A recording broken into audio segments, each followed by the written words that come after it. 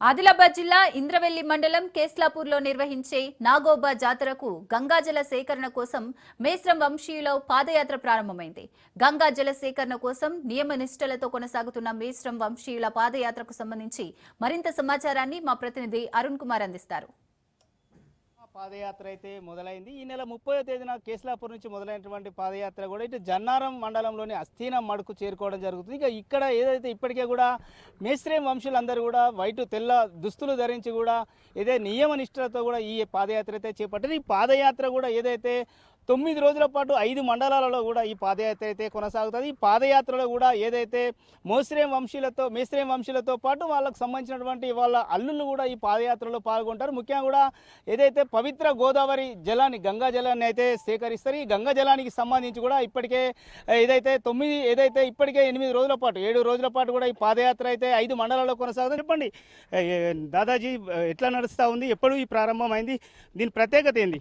మిశ్రమ వంశులం మేము పుష్యమి నెలలో నిలవంక దర్శనం చేసి కటోడా ప్రధాన్ మా పీఠాధిపతి వెంకట్రావు ఆధ్వర్యంలో 7 రోజులు సిరికొండకు పోయి కుండలు చెప్పి అంటే ఉత్తర పడమడ దక్షిణ తూర్పు ఇట్లా 4 దిక్కులు తిరిగి ప్రయాణంలో 29 తారీఖు మడావి ఇంటికి వచ్చి మా కటోడా ప్రధాన్ చికడతోటి బాసా చేసి అక్కడి నుంచి 30 తారీఖున మన కెస్లాపూర్లోనే మురాడి ఉన్నది, మా దేవుడు పెడతాం, అక్కడ కాల్షం ఉంటుంది.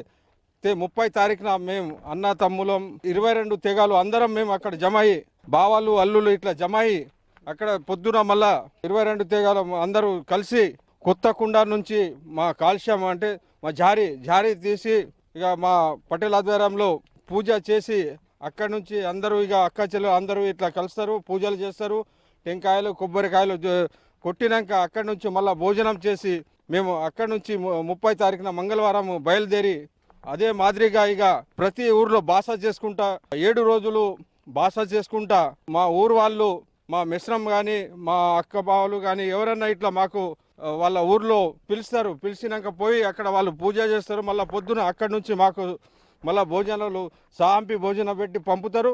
అయితే ఈ పద్ధతి మిశ్రం వాళ్ళు కాకుండా మా అక్క బావలు ఎవరన్నా ఇప్పుడు మా బావలు ఇంకా వస్తున్నారు, ఈ కాలినడకలో చెప్పులు లేకుండా కఠోరమైన దీక్షతో తలపాగా ఈ పగడి తెల్ల వస్త్రాలు మళ్ళా వస్త్రాలు మళ్ళా మా ఇప్పుడు ఈ బ్యాగులలో అక్కడ నైవేద్యం గంగామాతకు సమర్పించటానికి నైవేద్యం దుంకుడు బియ్యము, పప్పులు, బెల్లం ఇట్లా కొన్ని కుడుములు అక్కడ చేస్తారు తయారు. ఇటువంటి నియమ నిబంధనలు పాటిస్తారు. ఏదైతే ఈ పాదయాత్రలో కూడా ఇప్పటికే యువకులు వృద్ధులు కావచ్చు అందరూ కూడా అంటే చాలా మంది కూడా మేస్త్రి మనుషులు పాల్గొంటా ఉన్నారు. అంటే ఎటువంటి నియమ నిబంధనలతో ఈ పాదయాత్ర కొనసాగిస్తారు?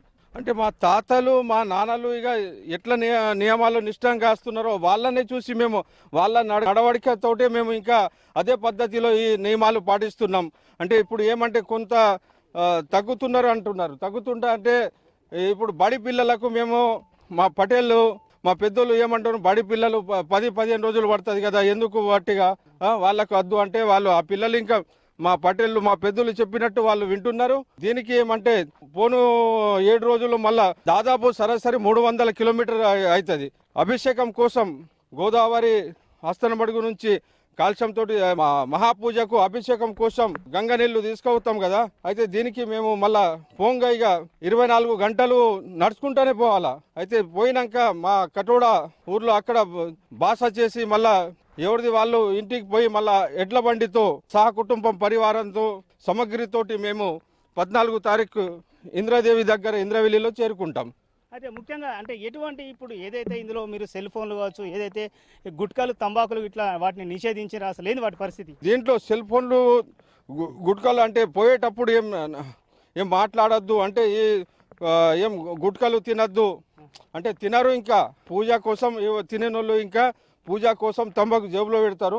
ఏమన్నా ఒంటెలు వచ్చినా కానీ ఆ దేవునికి పక్కన అందరం జమాయి పెట్టేసి ఒంటెలిపోవాలా, నీళ్లు తాగాల, కూర్చోవాలా, శ్రద్ధ తీసుకోవాలా.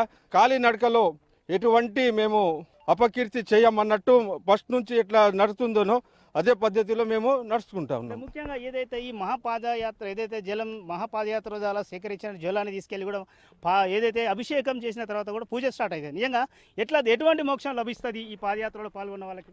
ఈ పాదయాత్రలో మోక్షం అంటే ఇప్పుడు ఈ పాదయాత్రలో నడుతున్నారు కదా, నడవని వాళ్ళు ఇంకా నడుస్తున్నారు. అంటే దేవుడు మాకు ఉన్నాడు, మన దేవునికి మేము నమ్ముతాం. అంటే గుట్టలు మెట్టలు ఇట్లా బండకు ఇంకా మేము నమ్ముతాం. అంటే బండకు మేము సింధూరం పెట్టేసి 2 అగరబత్తీలు పెడితే అదే దేవుడు అని మేము భావిస్తున్నాం. రైట్గా ఇదైతే ఏదైతే మొత్తం కూడా మేస్త్రీ వంశీయులు అయితే తెలుపుతారో ఈ పాదయాత్ర కూడా దాదాపు 300 కిలోమీటర్ల వరకు కూడా కొనసాగుతుంది.